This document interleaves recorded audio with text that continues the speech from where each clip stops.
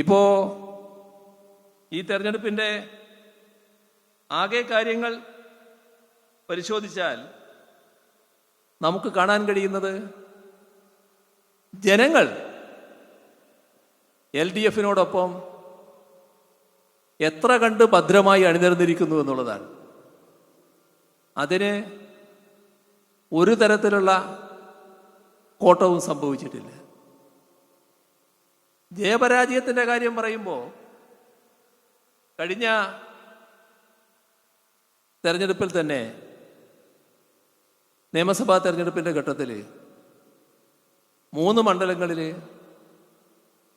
LDF 3-ാം സ്ഥാനത്തായിരുന്നു. അത് മഞ്ചേശ്വരത്തും കാസർഗോഡും പാലക്കാടുമായിരുന്നു. ആ പാലക്കാട് സാധാരണഗതിയിൽ ഉപതെരഞ്ഞെടുപ്പ് വരുമ്പോൾ അവിടെ ഞങ്ങളുടെ നില വല്ലാതെ അങ്ങ് ശോഷിച്ചു പോയാലാണ്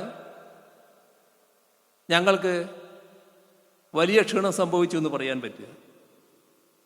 പക്ഷേ കാണാൻ നമുക്ക് സാധിക്കുക പാലക്കാട്ട് LDFിൻ്റെ വോട്ട് വീതം കുറയല്ല ചെയ്തത്.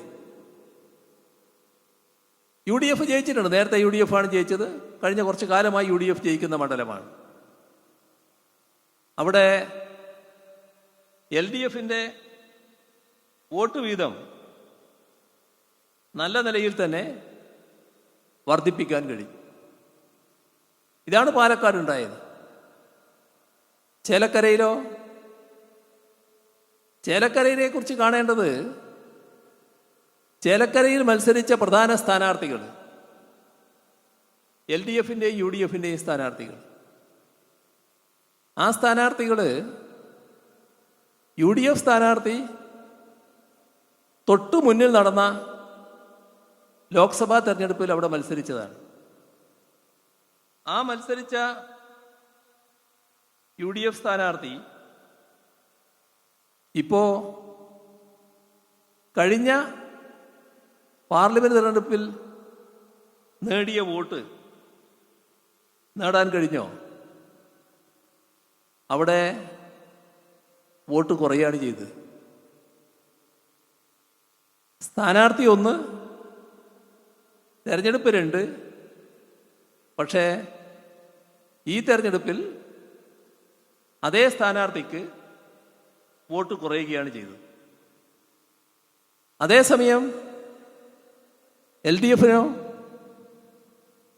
LDFിന് നല്ല രീതിയിൽ വോട്ട് വർദ്ധിപ്പിക്കാൻ കഴിഞ്ഞു. കഴിഞ്ഞ ലോക്സഭാ തെരഞ്ഞെടുപ്പുമായി താരതമ്യപ്പെടുത്തിയാൽ നല്ല വർധനവ് നേടാൻ കഴിഞ്ഞു.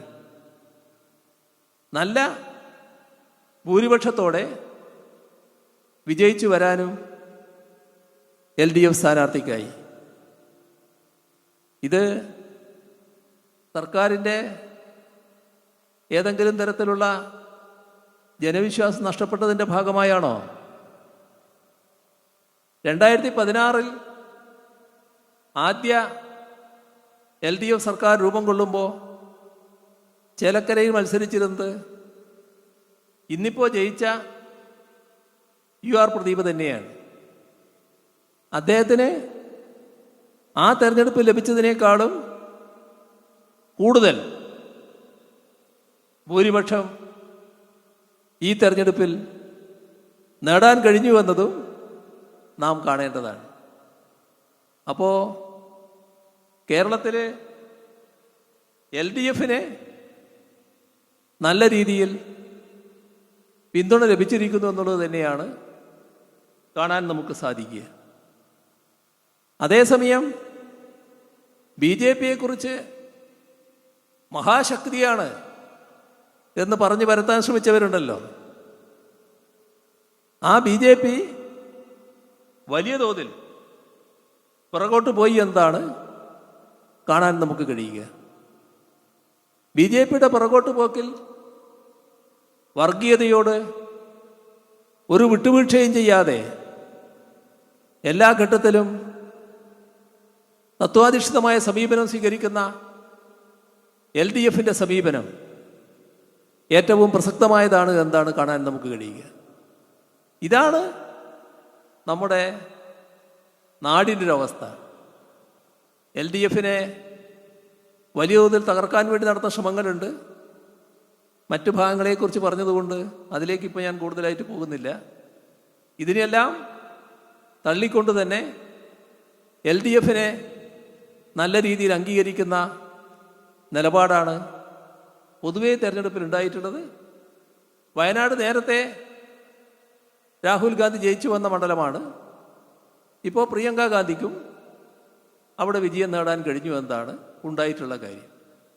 അപ്പോൾ LDFിന് ഏതെങ്കിലും തരത്തിൽ ക്ഷീണമുണ്ടാക്കുന്ന ഒരു കാര്യവും സംഭവിച്ചില്ല എന്ന് മാത്രമല്ല, BJPക്ക് വലിയ തകർച്ചയുണ്ടായി. LDFിന് കൂടുതൽ വോട്ട് നേടിക്കൊണ്ട് വിജയം ഉറപ്പിക്കാൻ ചേലക്കരയിൽ കഴിഞ്ഞു. പാലക്കാട് നേരത്തെ ഉള്ളതിനേക്കാളും കൂടുതൽ വോട്ട് സമ്പാദിക്കാൻ കഴിഞ്ഞു.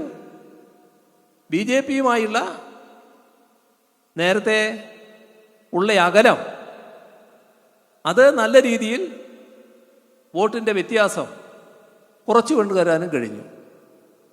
ഇത് LDFിന് കൂടുതൽ കരുത്തു പകരുന്ന ഒരു തെരഞ്ഞെടുപ്പ് ഫലമാണ്. ഇനി അങ്ങോട്ടുള്ള നാളുകളിൽ നമ്മുടെ നാട്ടിലെ ശക്തമായ നിലപാടുകൾ എടുത്തുകൊണ്ടുള്ള പ്രവർത്തനങ്ങൾ നടക്കേണ്ട ഒരു ഘട്ടമാണ്. ആ പ്രവർത്തനങ്ങൾക്ക് ഇവിടെ കോഴിക്കോട് സൗത്ത് ഏരിയയിൽ നേതൃത്വം കൊടുക്കാനുള്ള കെട്ടിടമാണ് നായനാർ ഭവൻ എന്ന രീതിയിൽ ഒരുങ്ങിയിട്ടുള്ളത്. ആ പ്രവർത്തനങ്ങൾ ഫലപ്രദമായി നടത്താൻ ഇവിടെ കേന്ദ്രമായിക്കൊണ്ട് സാധിക്കണം എന്ന് മാത്രം ഓർമ്മിപ്പിച്ചുകൊണ്ട് മറ്റു കൂടുതൽ കാര്യങ്ങളിലേക്ക് കടക്കാതെ ഈ കെട്ടിടത്തിൻ്റെ ഔപചാരികമായ ഉദ്ഘാടനം നിർവഹിച്ചതായി ഒരിക്കൽ കൂടി അറിയിച്ചുകൊണ്ട് അവസാനിപ്പിക്കുന്നു. നിങ്ങൾക്ക് എൻ്റെ അഭിവാദ്യം.